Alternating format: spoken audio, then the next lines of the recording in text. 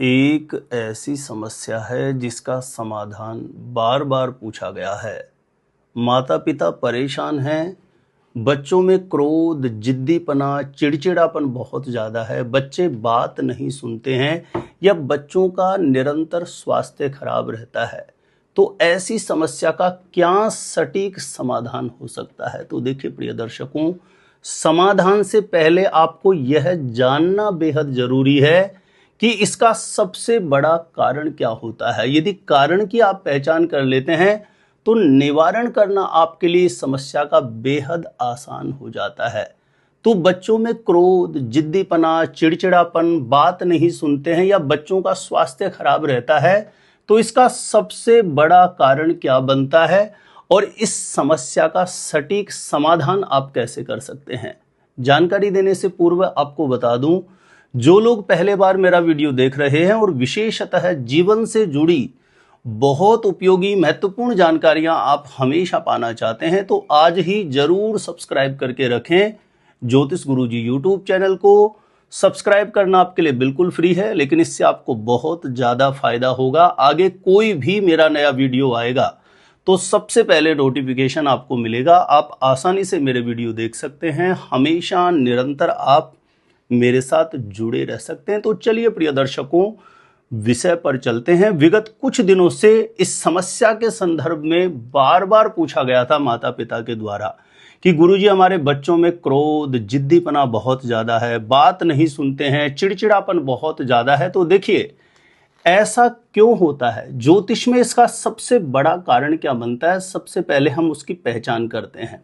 तो देखिए, जिस लड़का या लड़की के अंदर क्रोध है, जिद्दीपना है, चिड़चिड़ापन है, बात नहीं सुनते या उनका स्वास्थ्य खराब रहता है, कोई भी लक्षण, इन जो ये स्थिति मैं बता रहा हूं इसमें से कोई भी स्थिति बन रही हो, आप उनकी जन्म कुंडली को खोलिए और जैसे ही आप जन्म कुंडली को खोलते हैं तो जन्म कुंडली के दूसरे या तीसरे पेज पर आपको जन्म कुंडली या लगन कुंडली के नाम से ऐसा एक कुंडली का नक्शा बना हुआ दिखाई देगा। ठीक है, आपको समझाने के लिए उदाहरण के तौर पर कुंडली जैसा मैं ये नक्शा ले रहा हूं।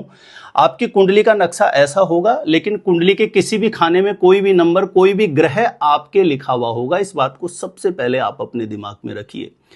आपको एक स्थिति जरूर देखनी है और ये पहचान करनी है कि कहीं यह स्थिति तो आपके बेटा या बेटी की कुंडली में नहीं बन रही है। कुंडली के किसी भी खाने में आप ध्यान देना, चंद्रमा राहु के साथ बैठा हुआ तो नहीं। आप देखिए, चंद्रमा केतु के साथ तो नहीं बैठा हुआ है, क्योंकि केतु या राहु के साथ चंद्रमा बैठेगा तो ऐसे में ग्रहण दोष की स्थिति बनेगी। ऐसे में भी बच्चों में क्रोध, जिद्दीपना, चिड़चिड़ापन, बात नहीं सुनना या स्वास्थ्य संबंधित समस्याएं देखी गई है। चंद्रमा किसी भी खाने में यदि शनि के साथ बैठा हुआ हो तो यह विष दोष की स्थिति बन जाती है। ऐसे में भी कहीं न कहीं बच्चों में क्रोध, जिद्दीपना, चिड़चिड़ापन, बात नहीं सुनते, ऐसी स्थितियां दृष्टिगोचर होती है। तो आप देखिए, कहीं चंद्रमा शनि के साथ तो नहीं बैठा हुआ है या चंद्रमा मंगल की राशि में तो नहीं बैठा हुआ। यानी किसी भी खाने में, आपकी कुंडली में किसी भी खाने में जहां पर 1 या 8 नंबर लिखा हुआ हो, उस खाने में चंद्रमा बैठा हुआ होगा। मंगल की राशि में चंद्रमा बैठता है तब भी ऐसी स्थिति में बच्चों में क्रोध, जिद्दीपना, चिड़चिड़ापन या बात नहीं सुनते या स्वास्थ्य संबंधित समस्याएं भी देखी गई है। मानसिक समस्याएं अधिक हो जाती है ऐसे बच्चों में, छोटी छोटी बातों पर अग्रेसिव हो जाते हैं ऐसे बच्चे। तो आप देखिए, कहीं चंद्रमा किसी ना किसी प्रकार से कुंडली में पीड़ित तो नहीं है। चंद्रमा पीड़ित होने पर, चंद्रमा पाप प्रभाव में होने पर, चंद्रमा ग्रहण दोष के प्रभाव में होने पर, चंद्रमा विष दोष के प्रभाव में होने पर बच्चों में क्रोध, जिद्दीपना, चिड़चिड़ापन या बच्चे बात नहीं सुनते हैं, ऐसी स्थितियां देखी गई है। और इस समस्या का एक ही सटीक समाधान होगा। ये जो मैंने कारण बताए, इनमें से कोई भी कारण यदि बन रहा है, दूसरा कारण भी है, उस बारे में अभी मैं आगे आपको बताने वाला हूं। पहले यह चंद्रमा पीड़ित होने पर क्या इसका सटीक उपाय हो सकता है, तो इसका सबसे सटीक उपाय है शुद्ध जल का लोटा भरें और उसमें 1-2 बूंद गंगा जल, 1-2 बूंद कच्चे दूध की मिला करके बच्चे का हाथ लगवा करके, या बच्चा खुद जाके कर दे तो अच्छा है, लेकिन बच्चे जब बात नहीं सुनते, क्रोध, जिद्दीपना है, तो आप कहेंगे तो वो आपकी बात भी नहीं मानेंगे।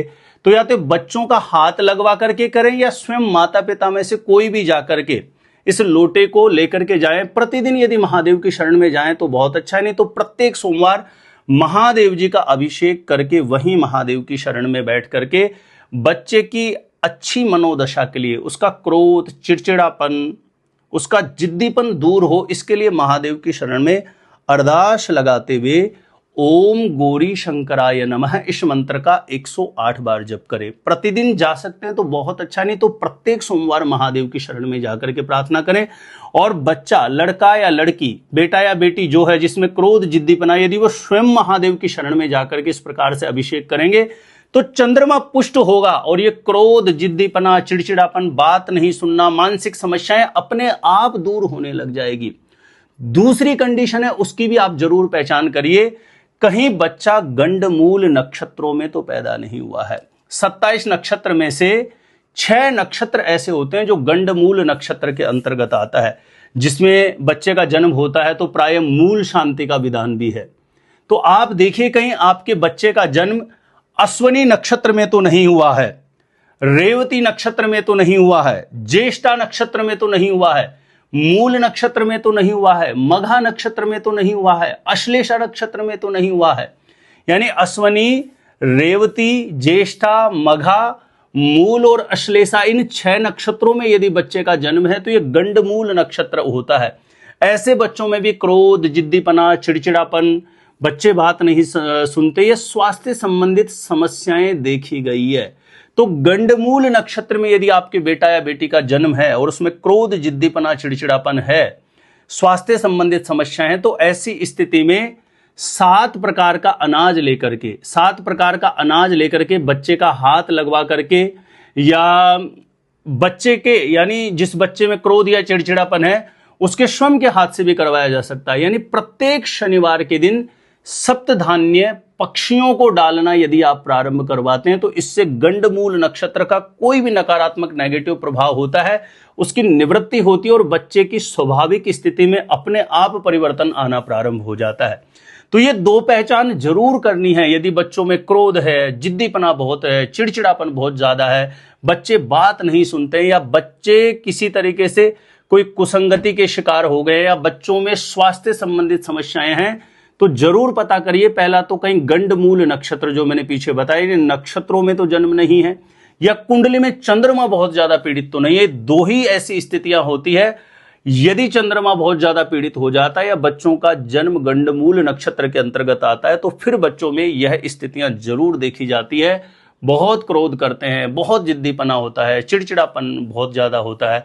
माता पिता ऐसे बच्चों को लेकर के बहुत ज्यादा परेशान रहते हैं, चिंतित रहते हैं। तो इन दोनों स्थितियों में से कोई भी स्थिति बनती है तो इस वीडियो में मैंने उसका प्रॉपर सटीक समाधान, उपाय भी आपको बता दिया है।